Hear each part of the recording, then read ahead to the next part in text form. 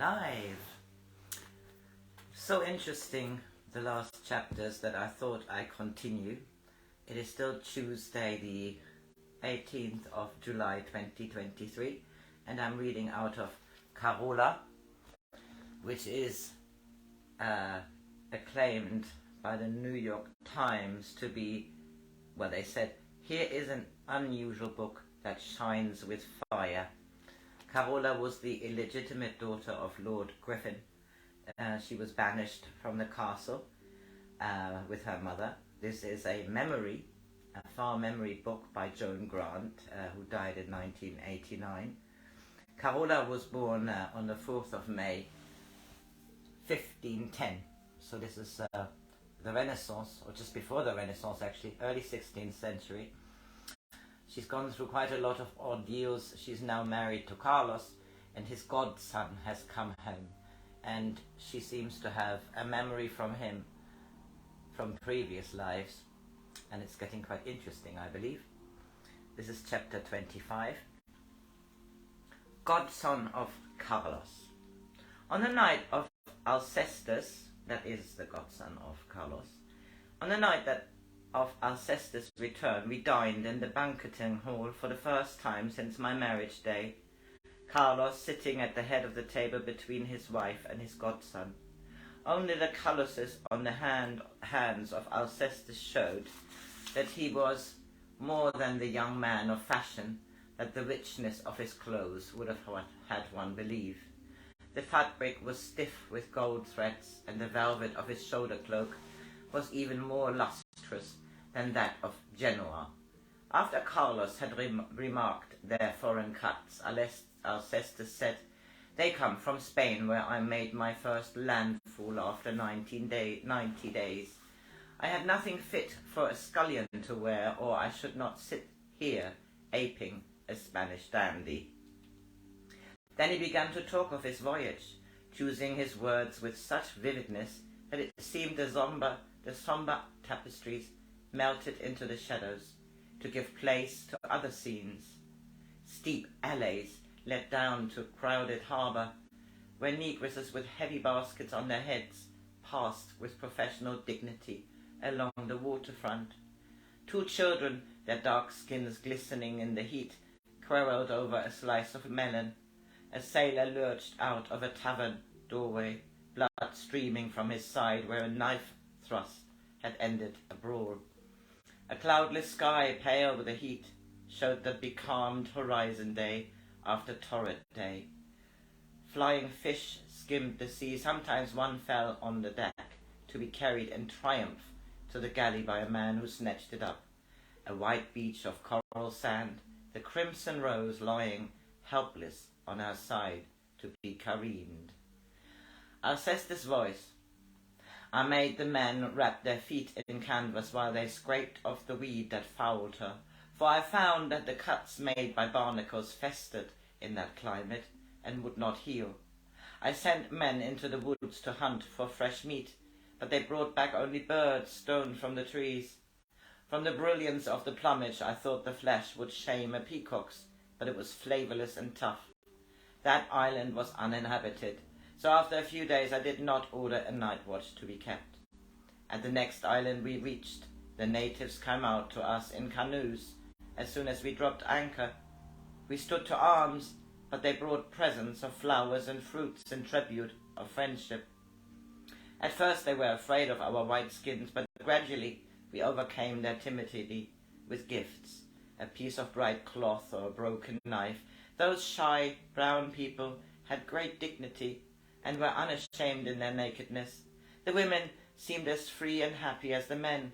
I used to watch them swimming down through the clear water among the coral, to come up laughing, holding a shell or a streamer of coloured weed gathered from the seabed.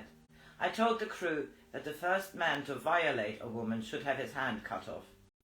They grumbled among themselves, but they obeyed me. After a time the chief accepted me as a friend.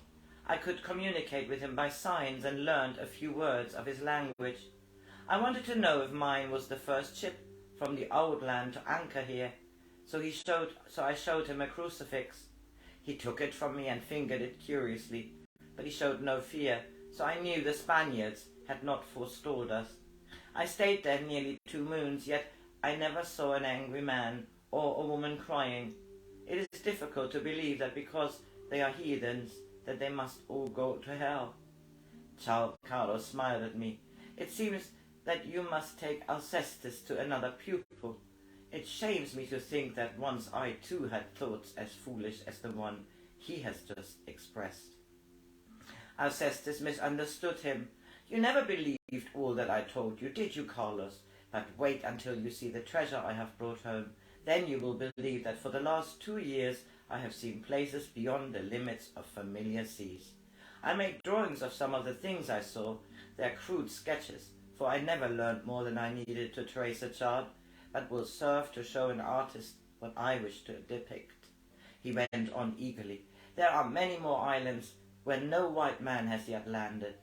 The Spaniards and Portuguese are greedy of conquest, but there is still scope for a private venture.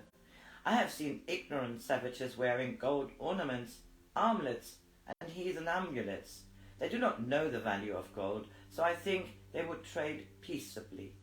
There is great treasure there to be had by anyone with a knowledge of seamanship and a little courage. Carlos interrupted him. You used to be impatient of riches, Alcestis, when I told you there was nothing you need lack if you stayed at home. The vaults of Ludovici are still well stocked. Must you sail in search of gold when it lies ready to your hand? I want my gold, gold that I have won for myself out of the West.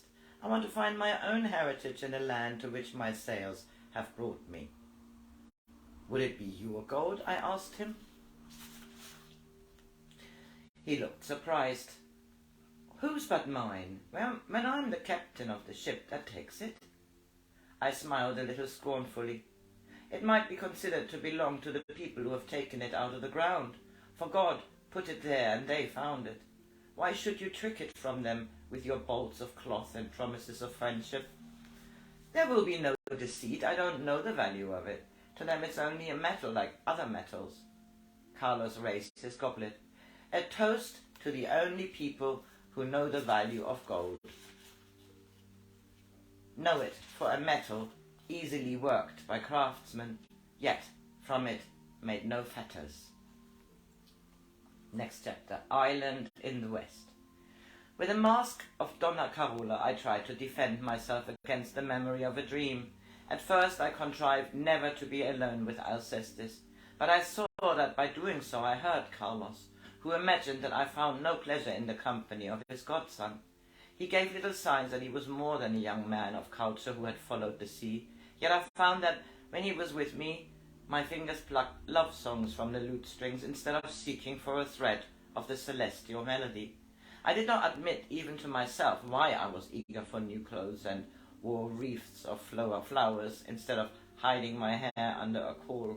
So in the bastion of formality we waited to watch whether love would raise her siege. As Carlos had told me that Alcestis took little interest in philosophy, I usually talked the pretty nonsense expected of young women. But one day, when he had been telling me of the islands which showed an eternal summer, I asked him, "Do you really believe that what you said to Carlos, that those happy people are condemned to hell because they're born and live and die without the offices of the Christian Church?" He seemed surprised at my question, answered it like a boy repeating a lesson. "They must, for only those who live in Christ can be redeemed." I was sitting at an embroidery frame, and he lay at my feet before the fire. I said, "I should not like to meet your God, a cruel old man blind to his own just injustice. He made this earth and peopled it. Then for many centuries, even if we accept the short span of the time the Church allows since the creation, he left it to destruction. It seems that even your God knew remorse, for he came down amongst his forsaken people so that the few who chanced to hear his teaching might be saved by grace. He found it convenient to forget those other people he had caused to live beyond the reach of messengers across oceans, the ships of what time could not navigate." Alcestis looked almost fearfully at the door to make sure it was shut before saying urgently, "You must not speak like that.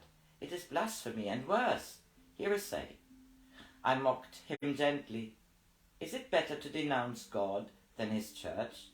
As you judge them, it would be right for your God to be blind, for your God is blind, and maybe deaf as well, and we know the pious are always eager for heretics."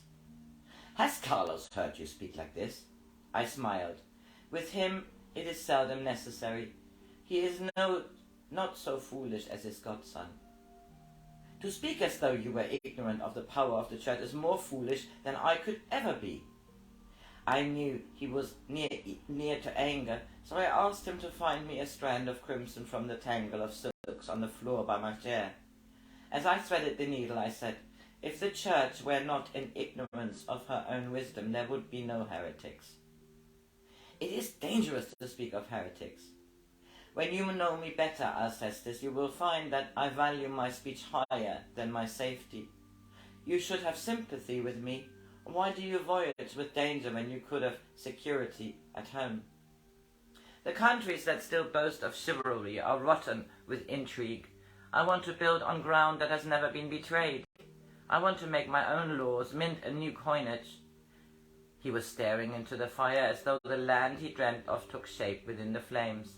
"I shall take children there, boys about 12 years old, girls a little younger. I shall choose them from the poor who slink furtive as animals through fetid passages of harbour towns.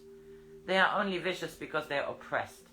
Hunger has made them thieves, fear driven them to murder.